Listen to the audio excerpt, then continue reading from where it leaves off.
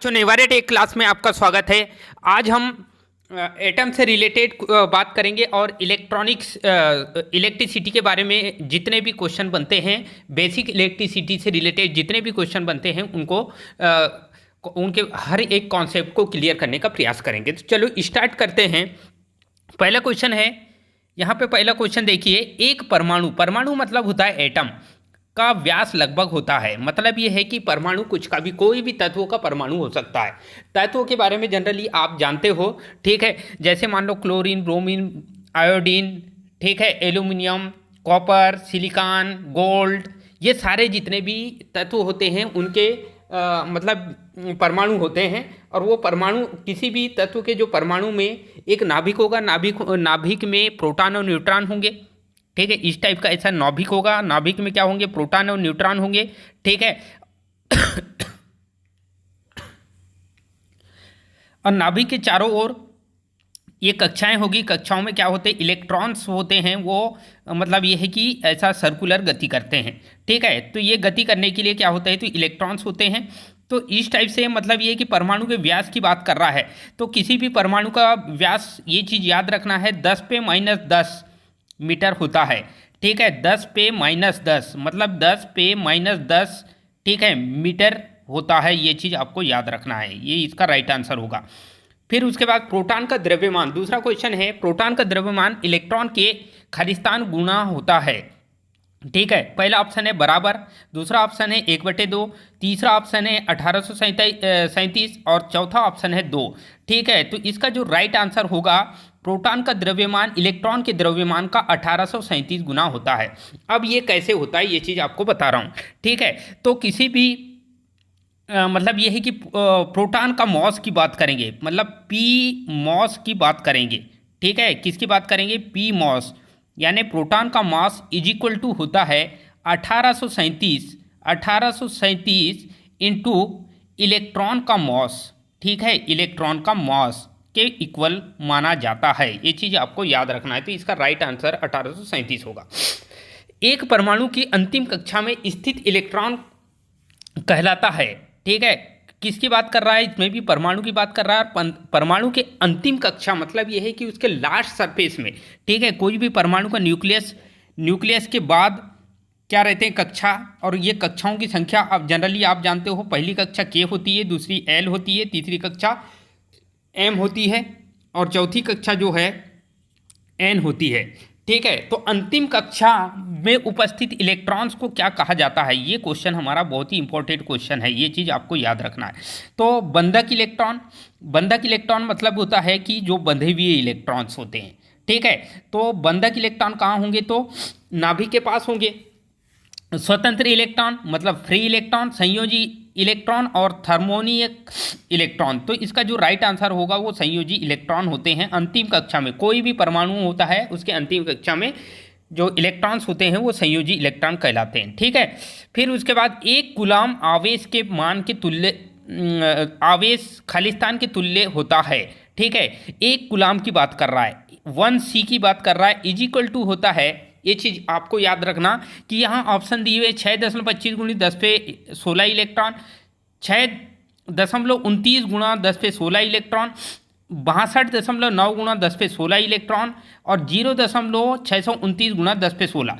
तो जनरली जानना, यहाँ पे पहला जो ऑप्शन है 6.25, आपको ये लगा के नहीं आना है, क्योंकि 6.25 × 10⁻18 होता, ठीक है, 18 इलेक्ट्रॉन होंगे, तो ये राइट आंसर होगा। लेकिन यहाँ पे क्या है, 6.25 × 10⁻16 है, मतलब ये है कि ये आंसर नहीं हो सकता। इसका ए वाला ऑप्शन भी नहीं हो सकता, ये भी नहीं हो सकता और ए भी नहीं हो सकता। तो कौन सा ऑप्शन हो सकता है, ये हो सकता है। यहाँ पे 29 दिया हुआ है, उससे आपको कोई दिक्कत नहीं होना चाहिए, ठीक है। 6 राइट आंसर जो होता है वो 6.25 गुणा, ठीक है, 10⁻16 इलेक्ट्रॉन, ठीक है, 10⁻16 इलेक्ट्रॉन के बराबर होता है। ये चीज़ आपको याद रखना है, ठीक है। तो इसका जो राइट आंसर होगा वो ये राइट आंसर होगा। फिर नेक्स्ट क्वेश्चन है, विद्युत धारा निम्न के कारण प्रवाहित होती है। मतलब ये है कि कोई भी विद्युत धारा है वो किसके कारण प्रवाहित होती है, विद्युत धारा का प्रवाह किसके कारण होता है। केवल पहला ऑप्शन है केवल धनात्मक आवेश, दूसरा ऑप्शन है केवल ऋणात्मक आवेश, तीसरा ऑप्शन है धन और ऋण दोनों आवेश, और चौथा है केवल उदासीन कण के कारण। तो ध्यान रखना कि मान लो मैं एक एग्जांपल बता रहा हूँ विद डायग्राम के साथ, ठीक है। आपको बहुत अच्छे से समझना है कि मान लो कोई एक सेल या बैटरी भी हो सकती है, और यहाँ पे इस टाइप का ऐसा कंडक्टर लगा देते हैं। अब ये पूरा क्लोज सर्किट है। ये कौन सा सर्किट है बेटा? क्लोज सर्किट, ठीक है। यहाँ पे मतलब ये है कि कोई स्विच नहीं लगा है, कुछ नहीं लगा है, बैटरी से डायरेक्टली कनेक्टेड कर दिया हूँ मैं। तो हमेशा याद रखना कि ये पॉजिटिव टर्मिनल होगा बैटरी का, सेल का, और ये निगेटिव टर्मिनल होगा बैटरी या सेल का, ठीक है। तो हमेशा याद रखना कि निगेटिव पोलरिटी, ठीक है, ये निगेटिव मतलब ये है कि ये यहाँ पे ये इसका टर्मिनल है, तो निगेटिव टर्मिनल जो है ये कंडक्टर है, यहाँ से कंडक्टर, यहाँ से ऐसा क्लोज पाथ बनाया हुआ है। तो निगेटिव जो टर्मिनल है वो उसमें चार्ज कौन सा है? निगेटिव। और इस कंडक्टर में कौन से इलेक्ट्रॉन होते हैं? फ्री इलेक्ट्रॉन होते हैं। जो कोई भी कंडक्टर में क्या होते हैं, उसके सरफेस में फ्री इलेक्ट्रॉन होते हैं, और वो फ्री इलेक्ट्रॉन को अगर मान लो कोई ढकेलता है, कोई बाह्य बल ढकेलता है, तो वो क्या होते हैं? मूवमेंट करने लगते हैं, चलने लगते हैं। कहाँ से? सरफेस में चलने लगते हैं। तो मान लो ये कंडक्टर के सरफेस में बहुत सारे फ्री इलेक्ट्रॉन्स हैं ऐसे, ठीक है, ये फ्री इलेक्ट्रॉन्स ऐसे चल रहे हैं, ठीक है। तो कैसे चलेंगे ये? तो यहाँ का निगेटिव जो चार्ज होता है वो फ्री इलेक्ट्रॉन में कौन सा चार्ज होता है बेटा? Negative charge.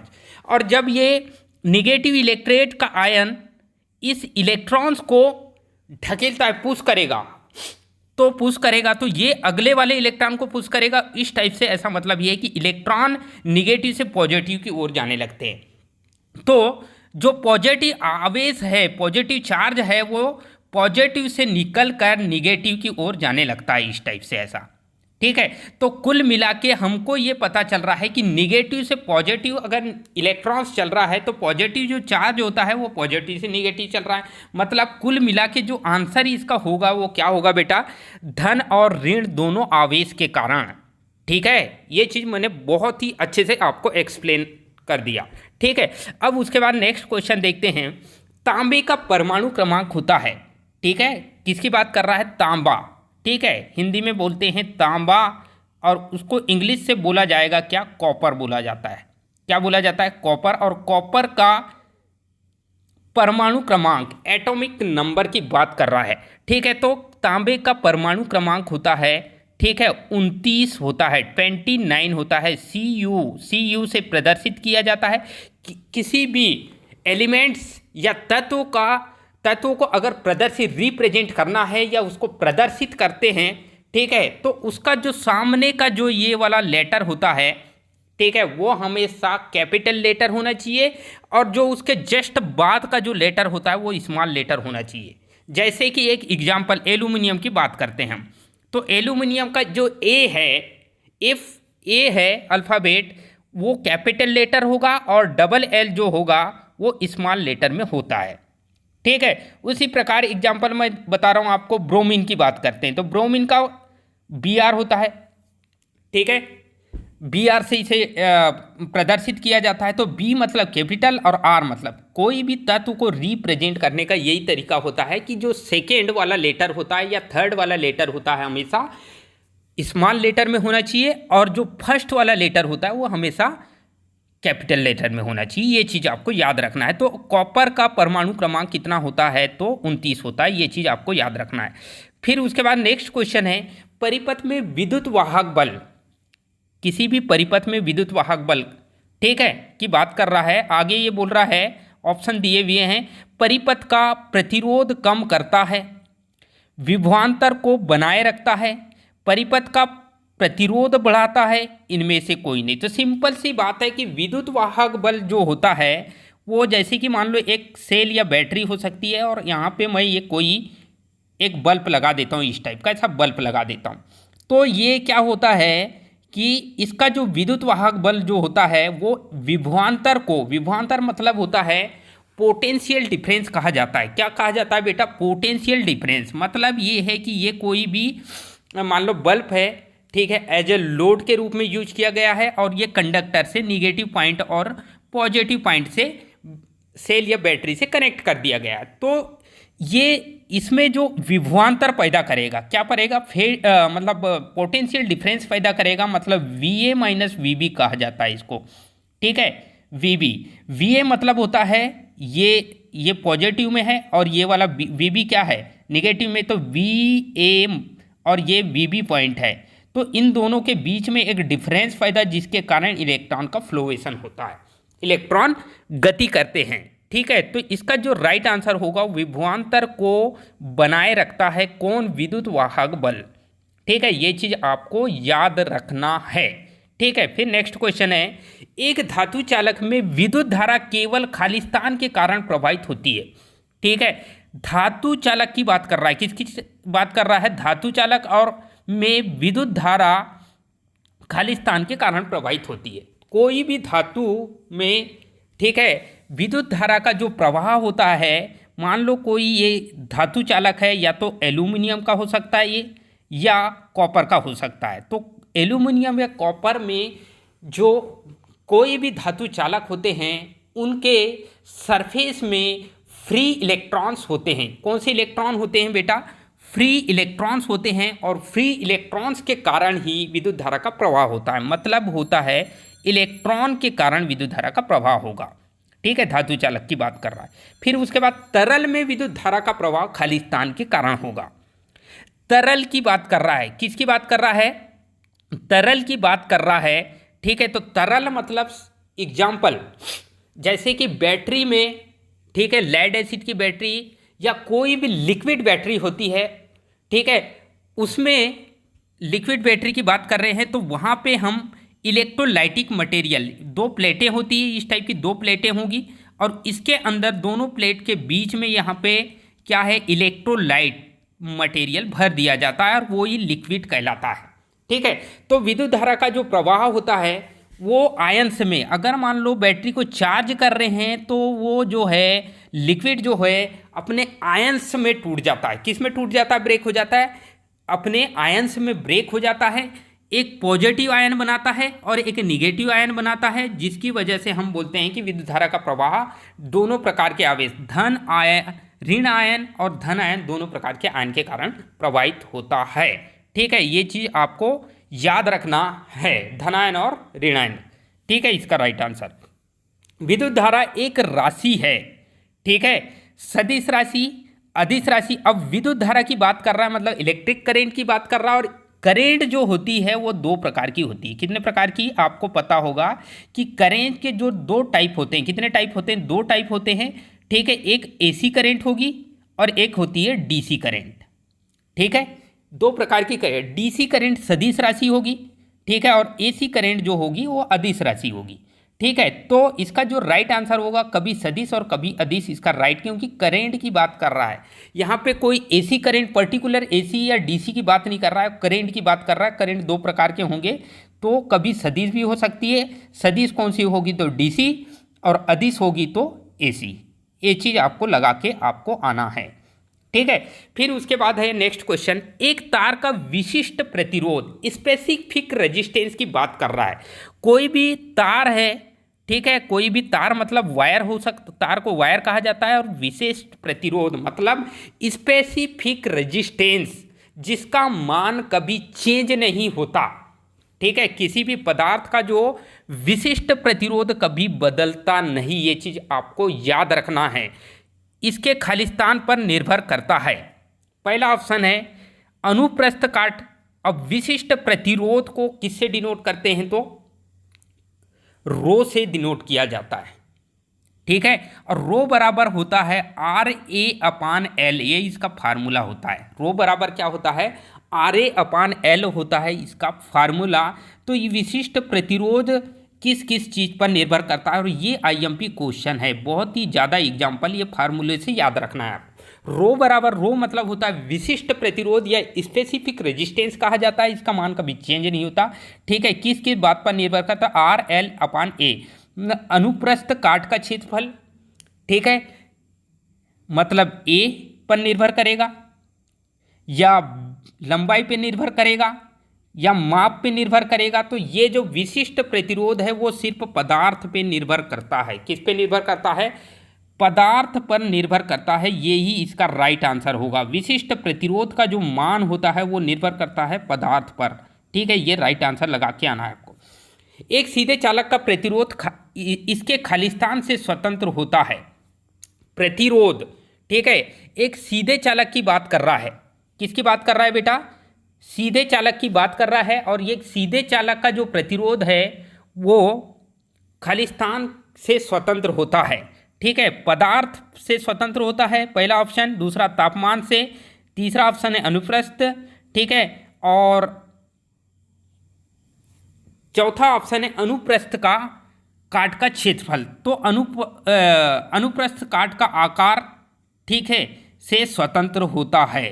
प्रतिरोध की बात कर रहा है यहाँ पे, विशिष्ट प्रतिरोध नहीं। ठीक है, प्रतिरोध की बात कर रहा है। विशिष्ट चालकता का विलोम होता है। ठीक है, विशिष्ट चालकता का, विशिष्ट मतलब स्पेसिफिक कंडक्टेंस। ठीक है, स्पेसिफिक कंडक्टेंस, ठीक है, को एस से डिनोट किया जाता है। किससे? एस से डिनोट किया जाता है। और वो हमेशा प्रतिरोधकता या विशिष्ट प्रतिरोध को ही प्रतिरोधकता कहा जाता है। और ये प्रतिरोधकता रो के व्युत्क्रम होता है। ठीक है, किसके? प्रतिरोधकता के व्युत्क्रम, एस बराबर 1/रो। ये चीज़ आपको याद रखना है। कुचालक पदार्थ का ताप गुणांक ताप प्रतिरोध गुणांक होता है। कुचालक की बात कर रहा है। चालक में ध्यान रखना, चालक का ताप गुणांक जो होता है, किसकी बात कर रहा है? चालक की अगर बात कर रहा है तो ताप गुणांक हमेशा धनात्मक होता है। अर्धचालक की बात करेगा, अर्धचालक की बात करेगा मतलब सेमीकंडक्टर की बात करेगा तो इसका ताप गुणांक ऋणात्मक होता है। कैसा होता है? ऋणात्मक। अगर कुचालक की बात करता है, मतलब कुचालक मतलब जानते हो आप, जिसमें से करंट का फ्लोवेशन नहीं होता, इंसुलेटर कहा जाता है। तो कुचालक की यदि बात करता है तो उसका भी ऋणात्मक ताप गुणांक होता है। लेकिन कुचालक की बात कर रहा है मतलब इसका राइट आंसर क्या होगा? ऋणात्मक ताप गुणांक होगा। ठीक है, कुचालक का ताप गुणांक जो होता है वो ऋणात्मक होता है। ताप बढ़ने पर प्रतिरोध घटता है। ठीक है, एक बैटरी 100 वोल्ट के विभवांतर पर 500 जूल का कार्य कर रही है। ठीक है, ये न्यूमेरिकल प्रॉब्लम है, बहुत ही अच्छा क्वेश्चन है। V का मान दिया हुआ है कितना? 100 वोल्ट। कितना दिया हुआ है बेटा? 100 वोल्ट। और W का मान दिया हुआ है, मतलब विभवांतर पर 500 जूल। W का मान दिया हुआ है 500 जूल। इस अवस्था में बैटरी कितना आवेश की मात्रा को प्रदान कर सकेगी? ठीक है, अब आपको मैंने बताया था कि V बराबर, फार्मूला पता होना चाहिए, V बराबर W/Q होता है। क्या होता है? W/Q। ठीक है, V बराबर W/Q होता है। तो Q का मान, आवेश की मात्रा निकालना है तो Q को यहाँ लेके आ जाते हैं और V को जस्ट इसके नीचे लेके आ जाते हैं। तो फार्मूला, हमारा नया फार्मूला क्या बन जाता है? Q बराबर हो जाएगा W एज इट इज, जहाँ के वहाँ रहेगा। ठीक है, V नीचे आ जाएगा, इज इक्वल टू W का मान कितना है? 500 जूल। कितना है? 500 जूल। बस मान रखना है आपको, कुछ नहीं। आपको मतलब बड़ा क्वेश्चन लगेगा, हार्ड लगेगा, लेकिन बहुत इजीली आप सॉल्व कर सकते हैं। ठीक है, डिवाइडेड बाय वोल्टेज का मान 100 वोल्ट दिया है तो 500 में 100 का भाग दे देंगे तो कितना बच जाएगा? 5 कूलाम बच जाएगा। ये इसका राइट आंसर हो जाएगा बी। ठीक है, फिर नेक्स्ट क्वेश्चन है, एक इलेक्ट्रॉन की थर्मल गति खालिस्तान के लगभग बराबर होती है। ठीक है, एक इलेक्ट्रॉन की थर्मल गति की बात कर रहा है। किसकी गति? कौन सी गति की बात कर रहा है बेटा? थर्मल गति की बात कर रहा है। ठीक है, तो थर्मल गति की अगर बात करेगा, ठीक है, थर्मल गति की बात करेगा, थर्मल वेलोसिटी कहते हैं, और उसका जो मान होता है वो 10/6 मीटर सेकेंड के बराबर होता है। कितना होता है? 10/6 की पावर मीटर पर सेकेंड के बराबर होता है थर्मल गति का मान। ठीक है, फिर नेक्स्ट क्वेश्चन है, किसी तार का विशिष्ट प्रतिरोध निर्भर करता है। मैंने अब भी जो क्वेश्चन आया था, विशिष्ट प्रतिरोध किस पे निर्भर करेगा? क्रॉस सेक्शन से एरिया पे, लंबाई पर, व्यास पर, प्रतिरोध, ये सारे पर प्रतिरोध निर्भर। आर बराबर क्या होता है? रो एल अपान ए। क्या होता है? रो एल अपान ए। ठीक है, आर बराबर क्या होता है? Rho L. और रो बराबर क्या होता है? तो मैंने अब भी जस्ट बताया, आर ए अपान एल होता है। ठीक है, रो बराबर आर ए अपान एल होता है। तो सिंपल सी बात है कि विशिष्ट प्रतिरोध जो होता है वो निर्भर करता है पदार्थ पे ही निर्भर करता है। ठीक है, अलग अलग, जैसे मान लो सेमीकंडक्टर के लिए विशिष्ट प्रतिरोध अलग होगा, कंडक्टर के लिए अलग होगा, ठीक है, इंसुलेटर के लिए अलग है, मतलब पदार्थ पे डिपेंड करता है विशिष्ट प्रतिरोध। ये चीज़ आपको याद रखना है। किसी धात्विक चालक की प्रतिरोधकता तापमान बढ़ने से, धात्विक चालक की बात कर रहा है, और मैंने प्रतिरोधकता को ही विशिष्ट प्रतिरोध कहा जाता है, याद रखना है। विशिष्ट प्रतिरोध मतलब होता है प्रतिरोध बराबर होता है प्रतिरोधकता, ये दोनों इक्वल होते हैं ना, प्रतिरोधकता के इक्वल होते हैं, ये चीज़ आपको याद रखना है। तो प्रतिरोधकता तापमान बढ़ने पर, ठीक है, चालक की प्रतिरोधकता तापमान बढ़ने पर कैसी होगी? ठीक है, तो तापमान बढ़ने पर बढ़ती है, ये चीज़ आप ठीक है, ये याद रखना। ठीक है,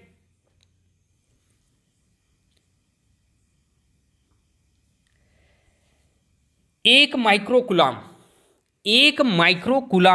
क्यों एक माइक्रोकुलाम आवेश को प्रभावित करने में 50 मिली जूल की ऊर्जा की आवश्यकता पड़ती, तो इस कार्य में विभवांतर का मान कितना होगा?